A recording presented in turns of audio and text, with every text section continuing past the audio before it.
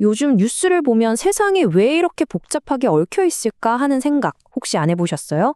자, 오늘 이 시간에는 그 복잡한 실타래의 핵심, 바로 글로벌 분쟁의 새로운 규칙을 함께 풀어보려고 합니다.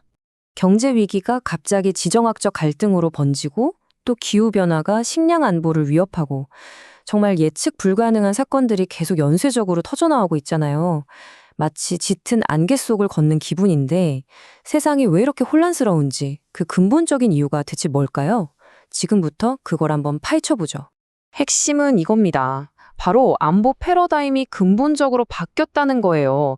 옛날에는 탱크나 미사일 같은 전통 안보가 국가의 힘을 상징했다면 이제는 경제, 기술, 정보 뭐 하나 빠짐없이 모든 게 얽혀 있는 복합 안보의 시대가 온 거죠. 그러니까 옛날에 쓰던 승리 공식은 이제 더 이상 먹히지 않는다는 겁니다. 자, 그럼 지금부터 이 새로운 시대를 이해하기 위한 5가지 핵심 열쇠를 하나씩 열어보겠습니다.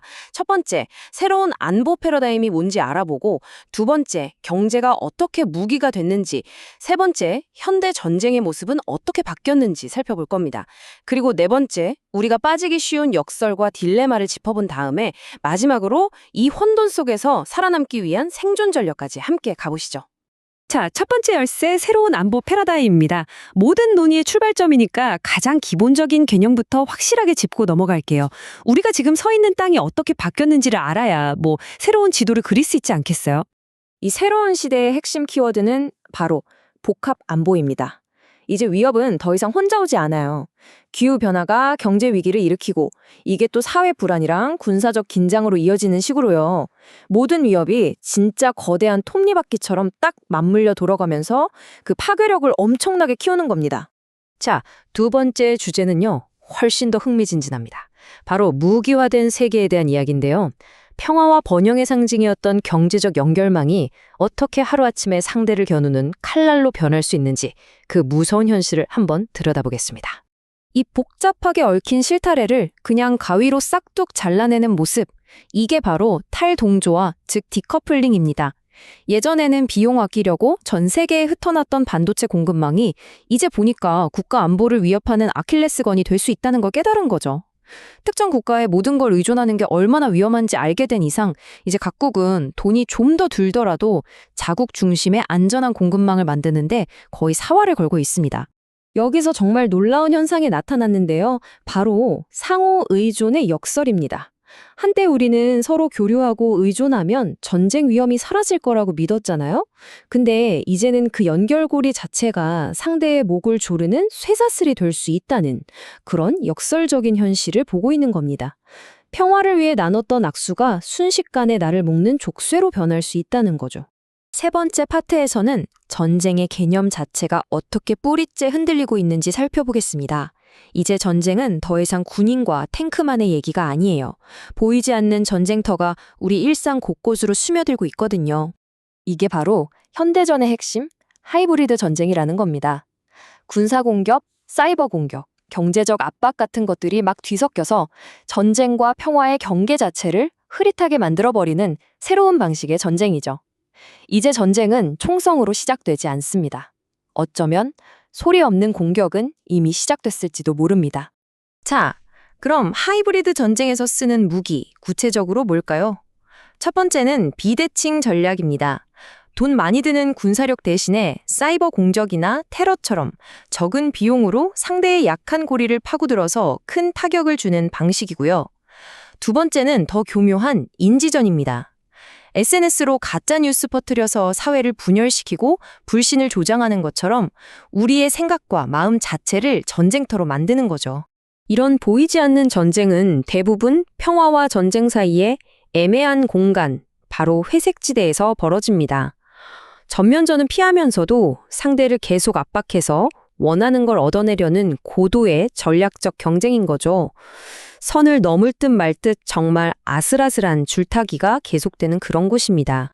그리고 바로 이 회색지대에서 자주 벌어지는 게 바로 대리전입니다. 우크라이나 전쟁에서 보듯이 강대국들은 직접 부딪혔을 때의 그 엄청난 피해를 피하면서도 제3자를 내세워서 자기들의 이익을 챙기려고 하는 거죠. 이게 분쟁을 더 길고 복잡하게 만드는 핵심 요인이 되고요. 자, 네 번째 파트에서는요, 이 복잡한 세상이 우리한테 던지는 아주 난처한 질문들, 바로 순환과 역설에 대해 얘기해 볼 겁니다. 왜 우리의 좋은 의도가 때로는 최악의 결과를 낳고 상식적인 해결책이 오히려 문제를 더 꼬이게 만드는지 그 흥미로운 딜레마 속으로 한번 들어가 보시죠. 자, 가장 고전적인 딜레마죠.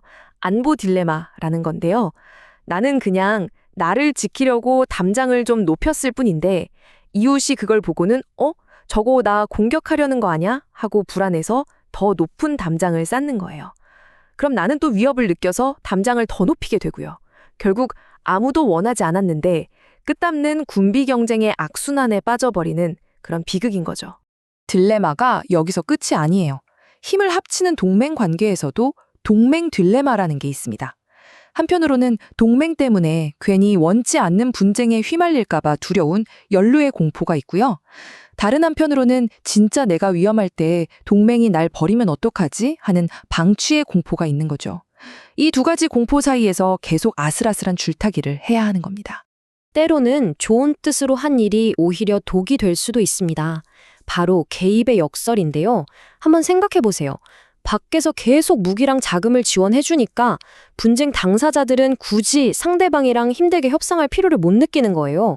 결국 평화를 위한 개입이 역설적으로 전쟁을 더 길고 참혹하게 만드는 결과를 낳게 되는 거죠. 가장 강력한 비군사적 압박 수단이라고 생각했던 경제 제재마저 역설에 빠질 수 있습니다.